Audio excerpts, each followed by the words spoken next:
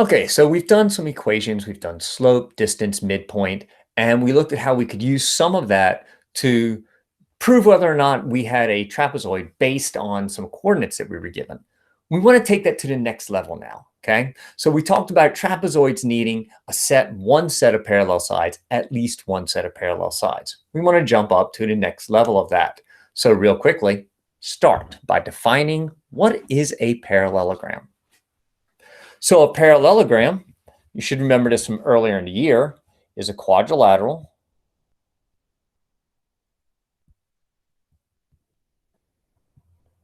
with opposite sides parallel. Ugh, my handwriting's looking terrible on this. Okay, so it's a quadrilateral where the opposite sides of the quadrilateral are parallel. Okay, what form? In fact, you know what? I'm going to flip this over. Let's see. There we go. Now I can write a little better. What formula would you use to show the opposite sides of a parallelogram are parallel? Hopefully you were able to use the slope formula for this. Okay, so I'm going to use my slope formula to show, and when we did the trapezoid, we only need to show one set of sides are parallel. But here I need to show two sets of slopes are equal. Okay, because if two sets of slopes are equal, then two sets of lines are parallel. That's the easiest way to prove that things are parallelograms. Okay, it's not the only way. And depending on the type of problem given to you, you may actually have to do some other things. So let's talk about some of the properties of proving parallelograms.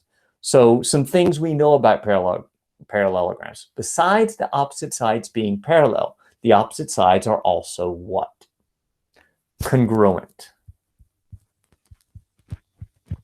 Okay, so that's another property of parallelograms. What formula would I use to show opposite sides are congruent? Distance formula, good.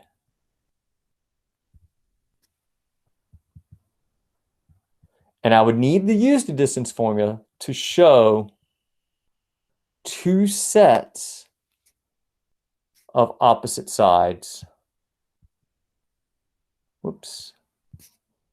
are congruent.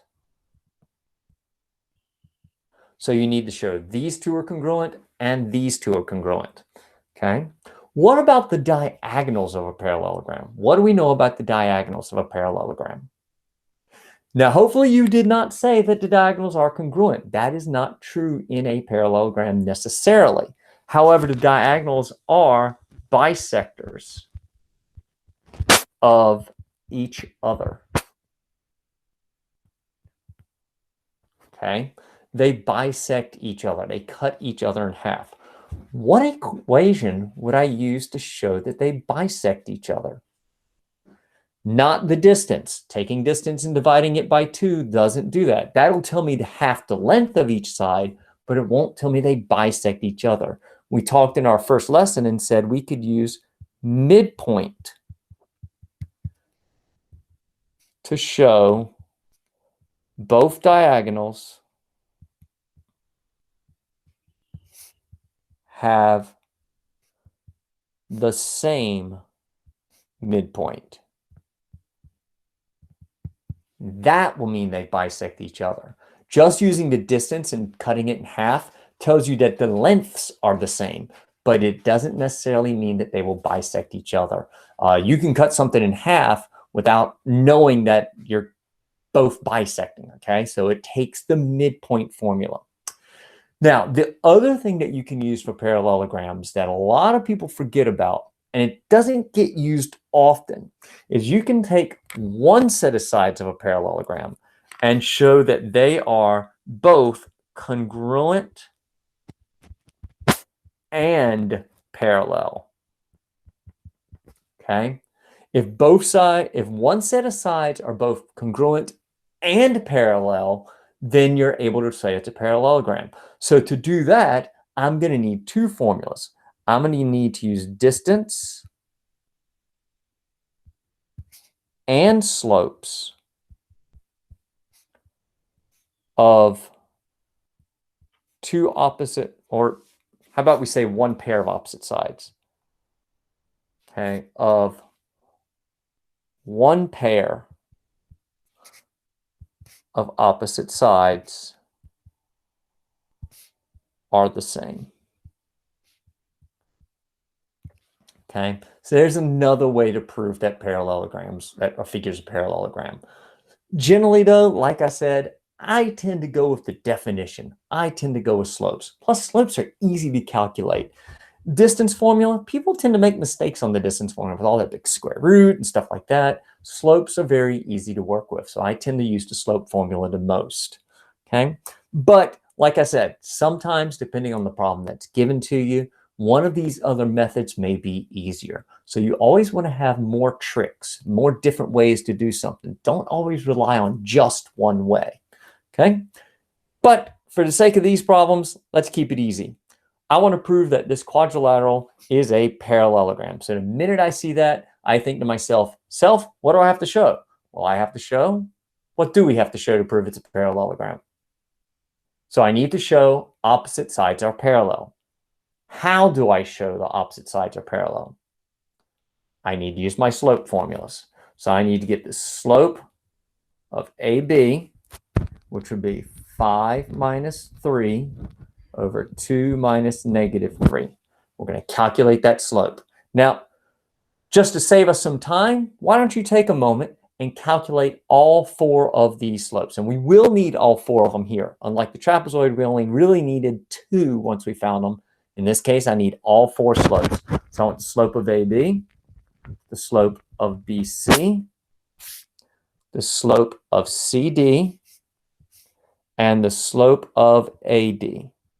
Calculate those, and we'll come back around and take a look at what we've got.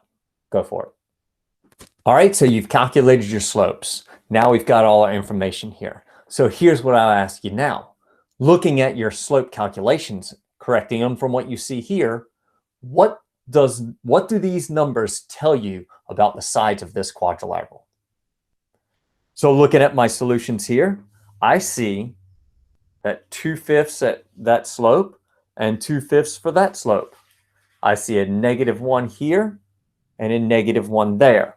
So those slopes being the same tells me that AB is parallel to CD and BC is parallel to, whoops, this should be AD, to AD. That's what we can conclude from these numbers.